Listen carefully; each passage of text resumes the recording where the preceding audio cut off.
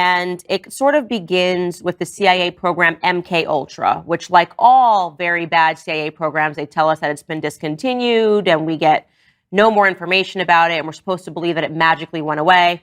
So let's talk about MK Ultra. MK Ultra was a top secret CIA project in which the agency conducted hundreds of experiments, sometimes on unwitting U.S. citizens, to assess the potential use of LSD and other drugs for mind control. Okay? So they started a program which involved more than 150 human experiments with psychedelic drugs, paralytics, and electroshock therapy. They began experimenting with LSD under the direction of a chemist and a poison expert named Sidney Gottlieb, and he believed that the agency could harness the drug's mind-altering properties for brainwashing or psychological torture.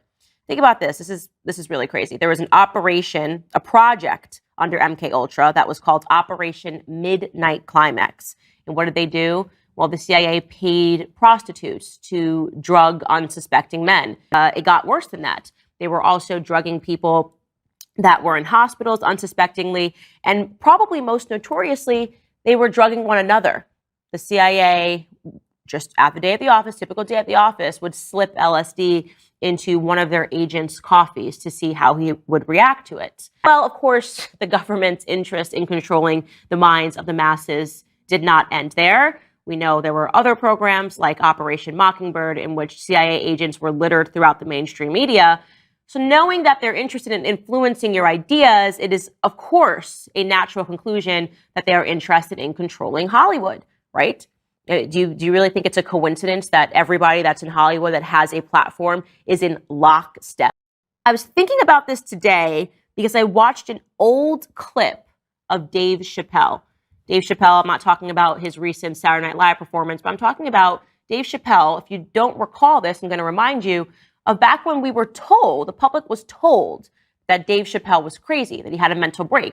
And it turned out that he went to Africa. He just up and went to Africa and walked away from a $50 million contract.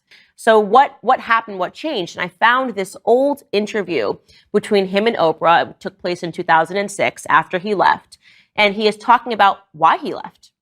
I still haven't gotten to why you just disappeared. So you had that moment, the guy's laughing too much. Was that the tipping point for you? Was that the straw? That was the first tipping point. Okay.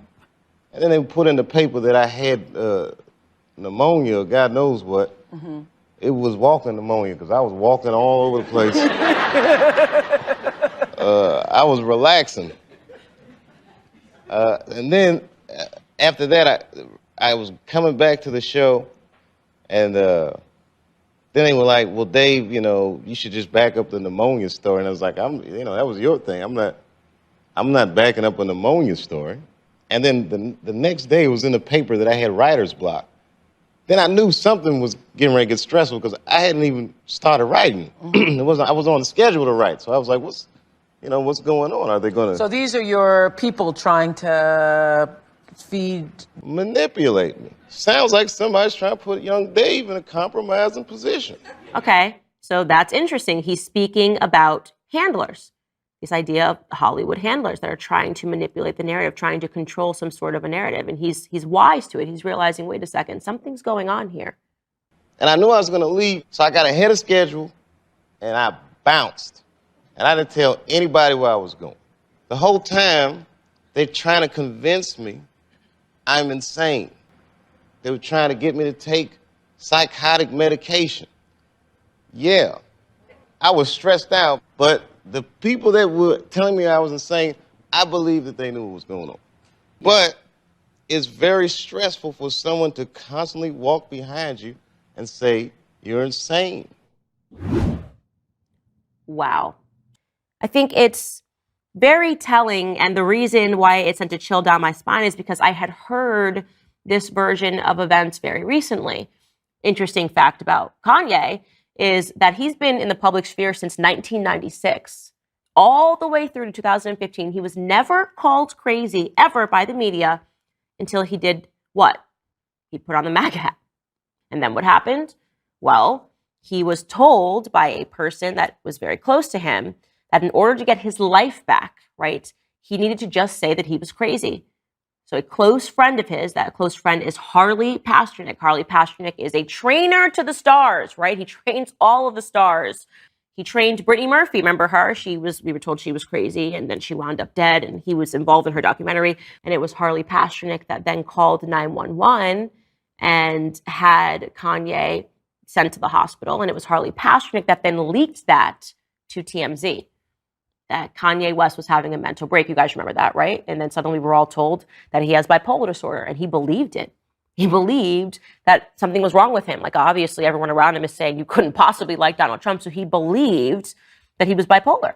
Why is Harley Pasternak an interesting character? Well, the first thing is his background. Harley Pasternak actually served as a scientist at the Department of National Defense, DND. So he was a scientist for 2 years at DRDC Toronto, a military research station that is part of the DND. But it's interesting that he then becomes a trainer and he's got this background, and then he encourages Kanye West to take medicine. Recently, and what's really interesting about this is that the press has been completely silent on it, Harley Pasternak made another appearance. This time it was on Kanye's Twitter feed when he was going after various people in his life.